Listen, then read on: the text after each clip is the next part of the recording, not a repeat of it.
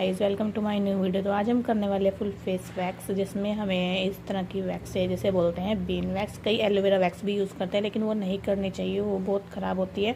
जो face wax होती है वही फेस पे यूज़ करनी चाहिए। आप कटोरी वैक्स भी यूज़ कर सकते हैं, बीन वैक्स भी यूज़ कर सकते हैं। तो इस तरह से हमने थोड़ी सी बीन वैक्स ले ली है, उसे मेल्ट कर लिया है। और ध्यान रहे, कभी भी किसी भी क्लाइंट पे या किसी भी पर्सन पे आप अप्लाई करने से पहले ज़रूर हाथ से अपने टेस्ट कर लीजिए। डायरेक्ट उनके फेस पे या बॉडी पे अप्लाई मत कीजिए, क्योंकि कोई भी वैक्स हो, चाहे हम हाथ की करें, चाहे पैरों की, चाहे फेस की, तो कभी भी किसी पे डायरेक्ट अप्लाई मत कीजिए, क्योंकि वो बहुत गर्म हो सकते हैं। तो सबसे पहले आप अपने हाथ से खुद से चेक कर लीजिए, उसके बाद आपको इस तरह से जहाँ पे भी अप्लाई करनी है।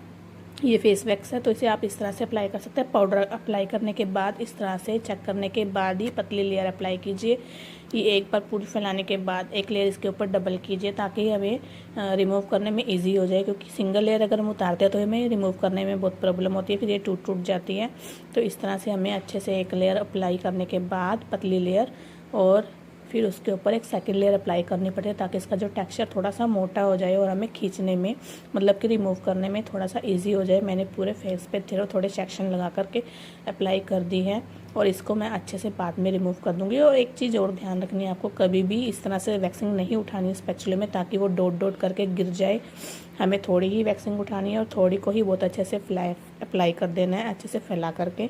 एक जगह पे ही बहुत इकट्ठी करके नहीं फैलाना है, डॉट डॉट करके नहीं गिरनी चाहिए। थोड़ी ही उठाइए और थोड़ी को बहुत अच्छे से क्रैक कीजिए। आपका काम अगर साफ़ और सुथरा होगा तो आपको करने में आसानी भी होगी और आपको करते हुए भी अच्छा लगेगा। इस तरह से आपको क्या करना है, जैसे कि मैंने पहले उठाई और रिमूव की, इस तरह से थोड़ा सा सेक्शन रिमूव करना है, और धीरे धीरे स्ट्रेचिंग करते हुए ही आपको इस तरह से रिमूव करना है। थोड़ा बहुत पार्ट रह जाता है, जहाँ से ये थोड़ी पतली लेयर्स होती है वहाँ पे रह जाती है, कोई टेंशन लेने की नीड नहीं है। लेकिन आप उस पर दोबारा से वैक्सिंग अप्लाई करके भी उतार सकते हो और ऐसे भी उतार सकते हो, थोड़ा थोड़ा सेक्शन ले करके। इसलिए बोलते हैं कि थोड़ी सी मोटी लेयर होनी चाहिए, जिससे हमें रिमूव करने में ईजी हो जाए। अदरवाइज़ इस तरह से छोटे छोटे टुकड़ों में ही वैक्सिंग उतरती है। और दूसरी बात, जब भी आप किसी की फेस वैक्स करें तो अच्छे से स्ट्रेचिंग ज़रूर करें। और स्ट्रेचिंग करते हुए, क्योंकि बहुत ज़्यादा ग्रोथ होने के कारण उन्हें बहुत ज़्यादा पेन होता है, तो इसलिए थोड़ा थोड़ा ही सेक्शन कीजिए और अच्छे से रिमूव कीजिए। और इस तरह से जहाँ पर भी रह जाए उन्हें दोबारा से एप्लीकेशन कीजिए।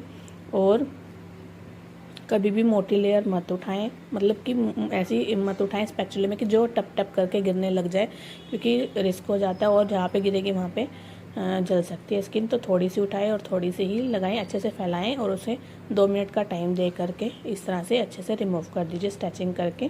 और इन पूरे फेस पे अप्लाई कर सकते हैं। मैंने थोड़ा सा ही दिखाया है आपको अप्लाई करने का मेथड और उसे रिमूव करने का मेथड, और इस तरह से चेक करते हुए आप ईजिली रिमूव कर सकते हैं। Thank you for watching.